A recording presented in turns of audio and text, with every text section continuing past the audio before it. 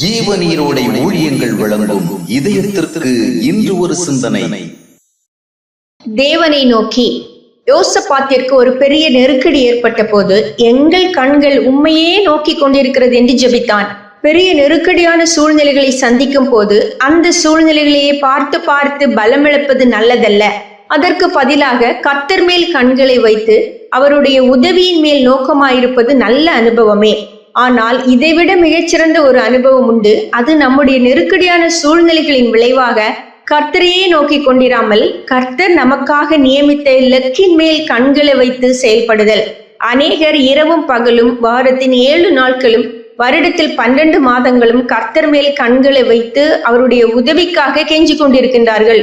அவர்கள் தொடர்ந்து தேவனை நோக்கி பார்த்து கெஞ்சி மண்டாடி அழுது ஜெபிப்பதற்கு ஏதுவாக ஏதாவது பிரச்சனைகள் ஒன்று மாறி மாறி வந்து கொண்டே இருக்கின்றது.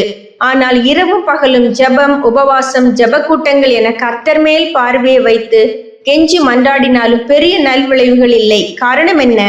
கர்த்தர் மேல் பார்வை என்பதும் எப்பொழுதும் நம்முடைய பிரச்சனைகளுக்காகவும் தேவைகளுக்காகவும் இருக்கக்கூடாது. எல்லா பிரச்சனைகளின் நடுவிலும் ஒரு தேவ உதவி அல்லது தேவ நன்மை கிடைப்பதே தேவனை நோக்கி பார்ப்பதின் காரணமாயிருக்க கூடாது. தேவன் நம்ம எதற்காக அழைத்தார், எந்த நோக்கங்களுக்காக அழைத்தார், எந்த தரிசனங்களுக்காக அழைத்தார் என்பது தொடர்பான சிந்தனையும் அந்த நோக்கம் சார்ந்து தேவன் மேல் பார்வையும் வைக்கும் அனுபவம் வேண்டும். ஆவிக்குரிய வாழ்க்கையின் நோக்கம் தேவன் மேல் அதிக நம்பிக்கை வைத்து அவருடைய நன்மைகளை பெறுவதாக மட்டும் இருக்கக்கூடாது. நம் வாழ்வின் மேல் தேவன் கொண்ட நோக்கத்தை முக்கியப்படுத்தி அது தொடர்பான தேவ கிருபைக்காக தேவன் மேல் பார்வையை வைத்தால் தேவ உதவியை அதிகமாக காண முடியும்.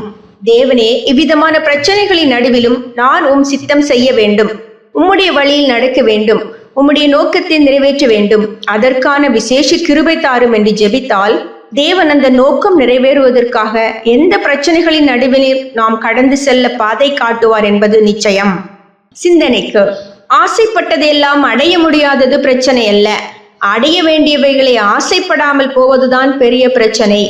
ஆசைப்பட்டதையெல்லாம் அடைய முடியாதது பிரச்சனை அல்ல, அடைய வேண்டியவைகளை ஆசைப்படாமல் போவதுதான் பெரிய பிரச்சனை.